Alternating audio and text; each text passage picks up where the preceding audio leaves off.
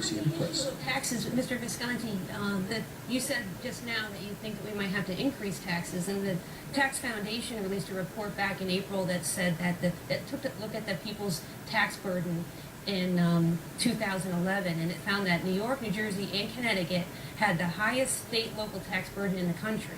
In Connecticut, more than 11.9% of people's income goes to state and local taxes.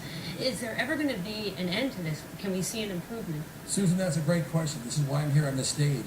The governor's touting all the accomplishments that he has done under his administration, and he has had some accomplishments.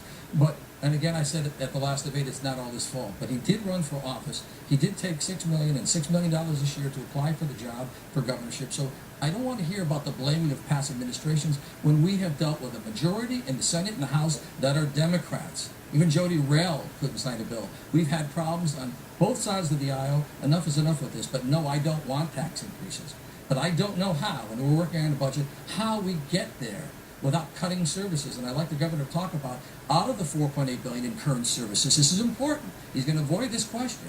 And again, I'm not going to say it's his fault, but this is what's coming. And if we don't address this, is what Tom Foley's failed to address, this is what the governor's failed to address, we are going to have to cut services. We cannot run this state as a business, and we cannot run it as a charity. We're going to have to unload some of the great things we've been doing for decades, and we're going to have to look at what's essential: the disabled, the veterans, children, education, infrastructure. And so tax increases are the last thing, but it's not fair. It is not fair to the public not to let them know that that is a possibility. And my plan would be, if we had to have tax increases, to look at the major corporations first. We have 10% for corporate tax right now. The large corporations right now, again, I'm a Republican, but it's the last thing I would ever want to do. But we're going to need something from them if we need something first, because we cannot go back, if we need to the income tax. The middle class is burdened.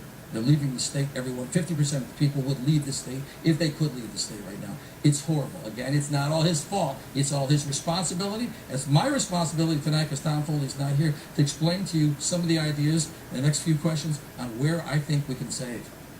The population of Connecticut has gone up since Nancy and I were sworn in. People are moving to the state. New companies are moving to the state. And companies that are here are enlarging their footprint.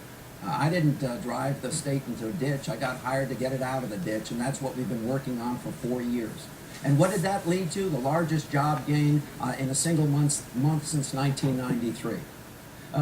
You just mentioned a few things that you want to see additional spending in. Veterans, we've done it. Kids in schools, we've done it. Affordable housing, we've done it. And we fit all of those things in to a budget while we cut in half the rate of increase in spending. I'm proud of that record of working with people in the legislature on both sides of the aisle to make sure that we can get the job done.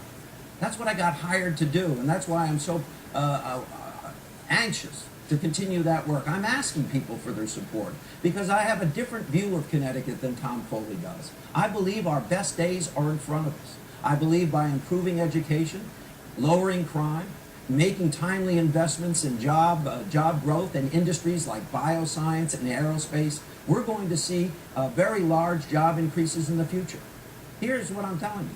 This year, by the end of the year, we will have created 25,000 additional jobs in the state of Connecticut. The Federal Reserve Bank of Boston, at a seminar just a couple of weeks ago, estimated that Connecticut would see an additional 25,000 to 35,000 jobs created in 2015. When we do that, we will have recovered all of the jobs that we lost in the Great Recession. Sure, it took a little bit longer than other places, but we were further down than other places. And that's why the timely investments and not cutting important programs like education has been so very important. What would Tom Foley do? If Tom Foley keeps his word about how he wants to spend money in Connecticut, he will cut spending. He will cut aid to cities. Property taxes will have to go up. That was his original plan when he said he would cut spending by $2 billion the last time he ran for governor. That would have cost us 36,000 jobs. And it would have required teachers and firemen and policemen in cities and towns across the state to be laid off. We did not go down that road. And what is so interesting about Tom Foley today is he doesn't talk about rolling back what he says were the largest tax increases in our history. He doesn't say that because he knows what we ultimately did needed to be done, because there was no way to cut the budget 18% based on the one-time income that was built into the budget.